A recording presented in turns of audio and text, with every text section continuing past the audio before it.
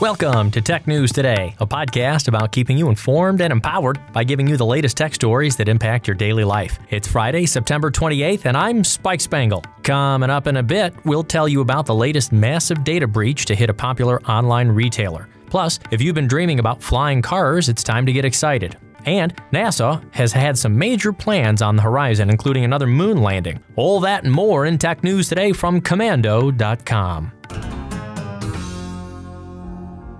We start with news of another massive data breach. This one happened at a popular online retailer called Shein.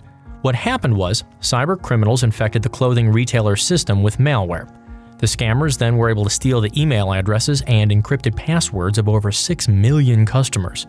The breach started in June, but Shein's security team didn't discover it until the end of August. The malware has been scrubbed from its site, but anyone who shopped there during the breach is most likely affected. The glimmer of hope is the company said there is no evidence that credit card information was stolen.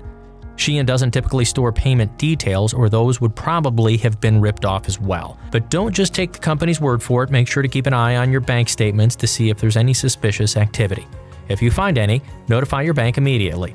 Also, if you have an account with Shein, you should change your password as soon as possible. And as always, make sure all of your passwords are hard to crack and unique for every site.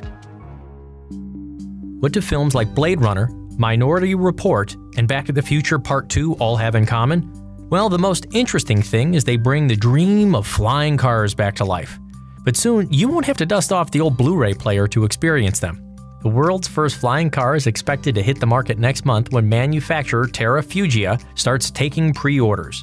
The first two-seat hybrid electric vehicles will be delivered to customers sometime next year. The car itself is pretty cool. It transitions from driving to flying in less than a minute and can reach speeds of up to 100 miles per hour when in flight. It will come equipped with a parachute system, thank goodness, and a boost mode that will give it a brief burst of extra power. Yikes. The FAA certified it as a light sport aircraft a couple of years ago, and it also meets standards set by the National Highway Safety Administration. The only catch is you will need a pilot's license to fly it.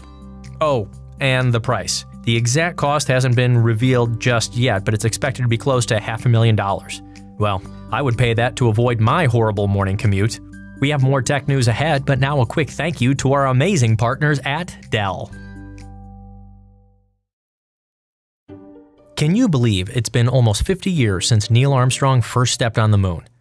The historic event happened on July 20th, 1969, but we won't have to wait another half-century to see it again. NASA has announced plans to orbit the moon by 2023, with astronauts landing on the surface by the late 2020s. A spokesperson said, although Americans first walked on its surface almost 50 years ago, our explorers left footprints in only 6 different sites. The next wave of lunar exploration will be fundamentally different. The space agency didn't stop there. It also hopes to create a permanent lunar orbiting platform called the Gateway by 2022. We can also look forward to an expanded exploration of Mars. A new Mars rover will be launched in 2020 and will search for signs of past life on the red planet. The crewed missions will begin sometime in the 30s. Hopefully, they don't forget to bring back Matt Damon with them this time. What's the worst thing about traveling by airplane? Where do I begin? But many would say it's the massive lines at every turn throughout the airport. You have to wait in a line to check in, then go through security, and finally when you board the plane all over again. But Delta Airlines may have a solution that will streamline the entire process and make going through those lines seem like a breeze. It's launching what it calls the first biometric terminal in the United States. Travelers will be given the option to use facial recognition at check-in, security, and boarding. Imagine how much faster this would be than people fumbling with their IDs and their boarding passes. Airports around the globe have already started using screening processes like this as a form of beefed-up security. It will soon be available inside the international terminal at Atlanta's Hartsfield-Jackson Airport. But some people are concerned about the loss of privacy with this system. One privacy advocate said, it's a threat to our constitutional right to travel and anonymous association. But the biggest risk could be the potential of a data breach. If a cyber criminal gets their hands on your biometric information, there's no telling the havoc they could create. For now, let's just focus on that. The dream of the day when we can scoot through the airport without feeling like you were just mugged on 9th Avenue. Here's some great news for Microsoft fans. Last year, Consumer Reports revoked its recommendations for Microsoft Surface laptops. It did this after a survey of 90,000 laptop and tablet owners. It found that 25% of Surface owners reported problems with them just after the second year of owning the gadget. Now, Consumer Reports is giving the thumbs up once again to most of Microsoft Surface's lineup. That's because its most recent survey concluded that reports of problems with Surface devices are way down. It said, Microsoft's reliability is now on par with most other laptop brands. The Surface Pro, Surface Laptop, and Surface Book 2 are all getting the recommended badge from Consumer Reports again. A serious flaw has been discovered with Apple's device enrollment program used by businesses and schools. A couple of security researchers found the flaw and said it would allow hackers to exploit information on gadgets handed out to employees and students by those organizations. iPhones, iPads, and MacBooks that are registered and authenticated using serial numbers through the program could be breached. The problem is, all a potential hacker needs to get some sensitive information from enrolled devices is its serial number. By entering it to request activation for records, the researchers were able to gather all kinds of details like phone numbers, email addresses, and physical addresses. To get a hold of serial numbers, they created a program that generates every conceivable number combination. They said it would be difficult for someone to replicate their code. To make matters worse, if a device isn't registered yet, the hacker could use its serial number to register their own gadget.